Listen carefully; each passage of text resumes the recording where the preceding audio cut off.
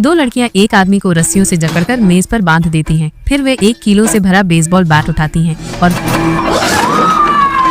कुछ दिन पहले दो बहनों ने ऑनलाइन डेटिंग ऐप पर एक लड़के से दोस्ती की। लड़के को देखकर दोनों को लगा कि वो अच्छा है और बिना कुछ सोचे समझे वे उसकी गाड़ी में बैठ गई। शुरू में उन्हें थोड़ा डर लगा, लेकिन जब उन्होंने लड़के की शांत और दयालु माँ को देखा तो उनका डर गायब हो गया। वे बिना किसी शक के उस औरत के साथ घर के अंदर चली गयी। उन्हें क्या पता था कि सबसे खतरनाक लोग अक्सर ऐसे ही मासूम बनकर आते हैं। घर में घुसते ही उस औरत ने पहले से तैयार केक उन्हें खाने को दिया। दोनों बहनों ने बिना कोई शक किए वो केक खा लिया, लेकिन जैसे ही उन्होंने खाया बड़ी बहन को चक्कर आने लगे। दोनों को कुछ गड़बड़ होने का एहसास हुआ और वे भागने की कोशिश करने लगी, लेकिन उन दोनों दरिंदों ने उन्हें पकड़ लिया और घसीटकर वापस ले आए। उन दरिंदों को ये नहीं पता था कि उन्होंने जिन लड़कियों को पकड़ा है उनसे टकराना बहुत भारी पड़ेगा। जब दोनों बहनें दोबारा होश में आई तो उन्होंने देखा कि उनके कपड़े उतार दिए गए हैं और उन्हें एक कंटेनर में लोहे की जंजीरों से बांधकर रखा गया है। वे बहुत डर गईं और मदद के लिए चिल्लाने लगी, लेकिन उस सुनसान जगह में उनकी आवाज सुनने वाला कोई नहीं था। जब उन्हें कुछ समझ नहीं आ रहा था तभी एक दरिंदा वहाँ आया। उसने उन्हें धमकाया कि अगर उन्होंने भागने की कोशिश की तो वो उन्हें गोली मार देगा। इस समय तक दोनों बहनों को नहीं पता था कि उनका बुरा समय अभी शुरू ही हुआ है। उस दरिंदे ने बंदूक दिखाकर उन्हें अपने सामने नहाने को कहा।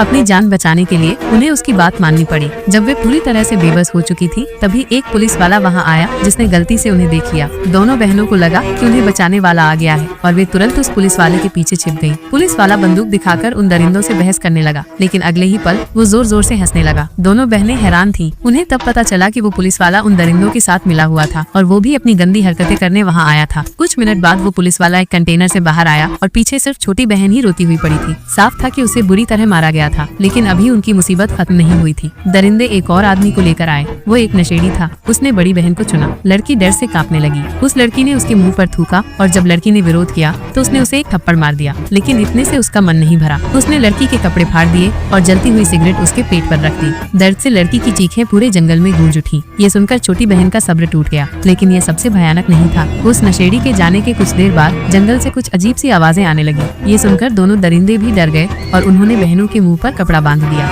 दोनों बहनें बहुत डर गईं। जैसे जैसे आवाज पास आने लगी एक सुअर का मुखौटा पहने एक आदमी उनके सामने आ खड़ा हुआ। दोनों दरिंदों ने बहनों के मुंह से कपड़ा हटा दिया। उस भयानक चीज को देखकर बड़ी बहन सदमे में आ गई। सुअर का मुखौटा पहने उस आदमी ने तुरंत लड़की का चेहरा पकड़ लिया और एक जानवर की तरह उसके शरीर पर एक टैटू बना दिया। हालांकि लड़की उसका चेहरा नहीं देख पाई, लेकिन उसे उसके हाथ पर क्रॉस का टैटू साफ दिखाई दिया। फिर वो उस लड़की को घसीटकर कंटेनर के अंदर ले गया। काफी देर बाद छोटी बहन ने हिम्मत करके कंटेनर खोला। बड़ी बहन कोने में डर से सिकुड़ी हुई बैठी थी और उसके सिर पर सुअर का मुखौटा रखा हुआ था। इससे ये साफ था कि उसके साथ क्या हुआ होगा। इसी बीच लड़कियों का चाचा पुलिस स्टेशन पहुंचकर शिकायत दर्ज करवाता है, लेकिन बदकिस्मती से वो उसी पुलिस वाले से मिलता है जिसने लड़कियों को जंजीरों में बांध रखा था। वो पुलिस वाला पहले तो बहाना बनाकर चाचा को पीटता है और फिर शिकायत की जानकारी उन दरिंदों को दे देता है। डर के मारे दरिंदों का सरदार उन्हें वहाँ से ले जाने का फैसला करता है। सौभाग्य से उनकी सारी बातें छोटी बहन ने कंटेनर में छिपे छिपे सुन ली थी। छोटी बहन समझ गई थी कि अब उनकी मौत पक्की है, इसलिए उन्हें यहाँ से भागना होगा। तभी उसने अपने मन में एक बड़ा फैसला किया। जब वो नशेड़ी फिर से आया तो छोटी बहन ने अचानक अपने कपड़े उतार दिए और उसके सामने चली गई। नशेड़ी ने ऐसा नजारा पहले कभी नहीं देखा था और वो लड़की के इस अंदाज पर फिदा हो गया। उसे नहीं पता था कि वो लड़की के जाल में फंस चुका है। जब वो नशेड़ी पूरी तरह बेखबर हो गया तो लड़की ने मौका देखकर उसकी गर्दन की नस पर काट दिया। उस नशेड़ी की वहीं मौत हो गई। दोनों बहनों ने उसकी जेब से चाबियां निकाली, हथकड़ियां खोली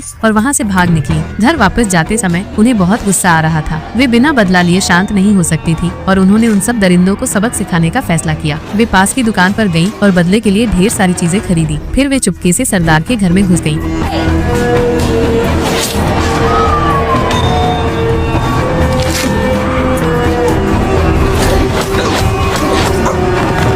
दोनों बहनों ने सरदार को मेज पर बांध दिया। बिना कुछ बोले उन्होंने कीलों से भरा बेसबॉल बैट उठाया और उसे जोर से मारा। लड़कियों की मार से सरदार की दर्दनाक मौत हो गई। सरदार को खत्म करने के बाद वे क्रॉस के टैटू से सुअर के मुखौटे वाले आदमी को ढूंढने निकले। उन्हें ये जानकर हैरानी हुई कि वो आदमी एक धार्मिक नेता था जो एक भेड़िए की खाल में भेड़ था। बड़ी बहन बेसबॉल बैट लेकर उसके पास गई। उसने लड़की को बिल्कुल नजरअंदाज किया और उसे कमजोर समझा, लेकिन अगले ही पल छोटी बहन ने पीछे से उसके सिर पर बैट मार दिया और वो बेहोश होकर गिर पड़ा। दोनों बहनों ने उसे गाड़ी के पीछे बांधा और उसे घसीटते हुए ले गई। जब उसका चेहरा पूरी तरह बिगड़ गया तो उन्होंने उस पर पेट्रोल डाला और उसे जलाकर राख कर दिया। इसके बाद दोनों बहनें अपनी गाड़ी में बैठकर अपने अगले बदले के शिकार को ढूंढने निकल पड़ी। इस बीच वो पुलिस वाला कहीं और से 2 और लड़कियों को ले आया था। उसने उन्हें कुर्सी से बांध दिया और अपनी गंदी हरकतें करने वाला था, लेकिन उसे पता नहीं था कि दोनों बहनें उसके पीछे आ चुकी थी। उन्होंने उसके सिर पर बेसबॉल बैट से जोरदार वार किए। पुलिस वाला वहीं बेहोश होकर गिर पड़ा। जब उसे होश आया तो वो कुर्सी पर बंधा हुआ था। वो बहुत डरा हुआ था और दोनों बहनें यही चाहती थी। उन्होंने एक रिवॉल्वर निकाली जिसमें 6 गोलियों की जगह सिर्फ 1 गोली थी।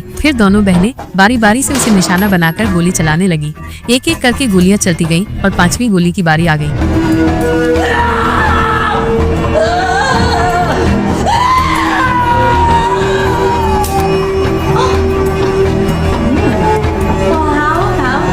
उसे थोड़ी देर डराने के बाद उन्होंने रिवॉल्वर का ट्रिगर दबा दिया और पुलिस वाला वहीं मर गया। अब सिर्फ बुढ़िया औरत और उसके 2 दरिंदे बेटे बचे थे। बुढ़िया को नहीं पता था कि उसका अंत पास है। एक गिलास पानी पीने के बाद वो वहीं बेहोश होकर गिर पड़ी। दरअसल दोनों बहनों ने उस पानी में नींद की दवा मिला दी थी। वे वही करने वाली थी जो बुढ़िया ने उनके साथ किया था। उन्होंने बुढ़िया के छोटे बेटे को बांध कर लाया No, please. I guess we're kind of monsters now too.